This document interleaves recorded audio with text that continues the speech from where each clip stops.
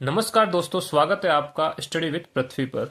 दोस्तों, आज हम समांतर श्रेणी के बारे में पढ़ेंगे।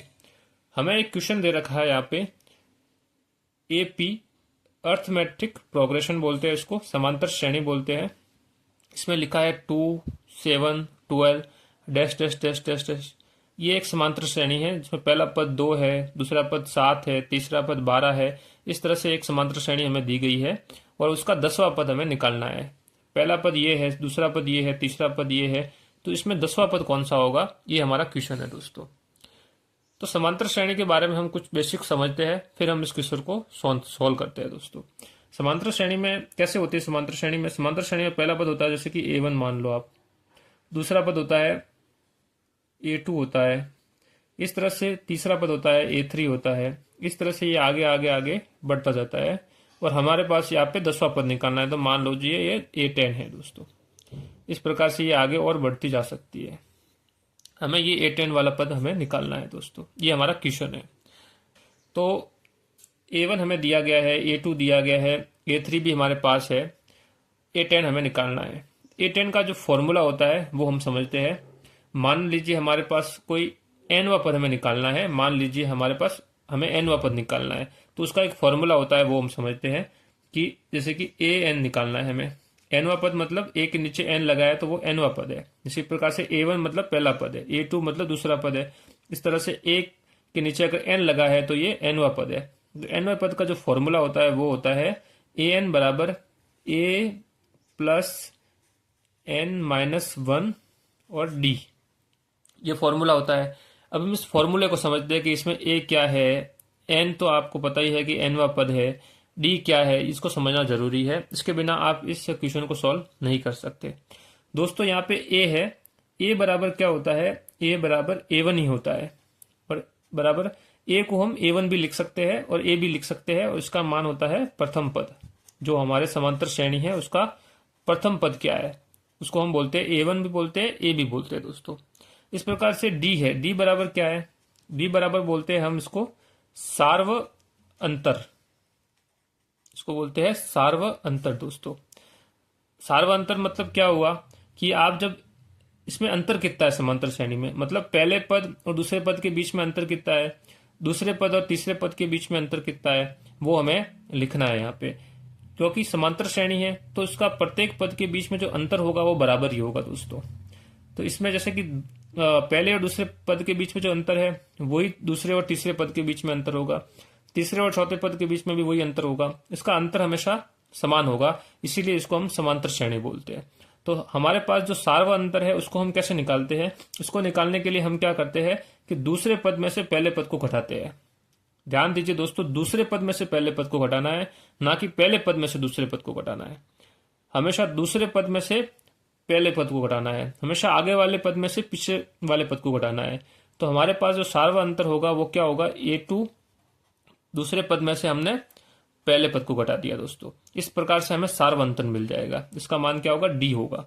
जब ये दोनों मान हमें मिल जाएंगे और हमारे पास हमें पता है कि n कौन सा है, n हमें 10वां पद निकालना है, तो n बराबर क्या हो जाएगा, जो पद हमें निकालना है वो n हो जाएगा दोस्तों। जब इन तीनों के मान हम इस समीकरण में रखेंगे तो हमारे पास जो 10वां पद होगा A10, वो उसका हमें मान मिल जाएगा दोस्तों। तो हम इस समांतर श्रेणी के लिए ये पद निकालते हैं, a भी निकालते हैं, n-1 भी निकालते हैं, d भी निकालते हैं, सब निकाल के फिर इसको हम सॉल्व करते हैं दोस्तों। तो हमारे पास समांतर श्रेणी कौन सी है वो पहले हम लिखते हैं। हमारे पास जो AP हमें दी गई है वो कौन सी है, 2 है, 7 है, 12 है। इस तरह से हमारी ये समांतर श्रेणी आगे बढ़ रही है दोस्तों। अब लीजिए इसमें क्या होगा, पहला पद क्या होगा, A1 क्या होगा, 2 है, A2 क्या होगा, 7 है। ये A1 A2 आ गए। इस तरह से A3 भी हमें दिया है, 12 है दोस्तों। हम इसके हिसाब से हम मान निकालते हैं।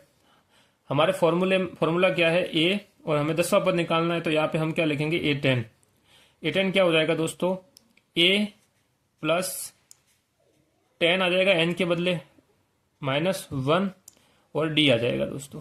यहाँ तक समझ में आ गया होगा। हमने n की जगह 10 निकाल रख दिया क्योंकि हमें 10वां पद निकालना है, तो हमें एक A10 हो गया, हमारे an के बदले A10 हो गया, और हमने इस वाले भाग में भी n के बदले 10 लगा दिया दोस्तों।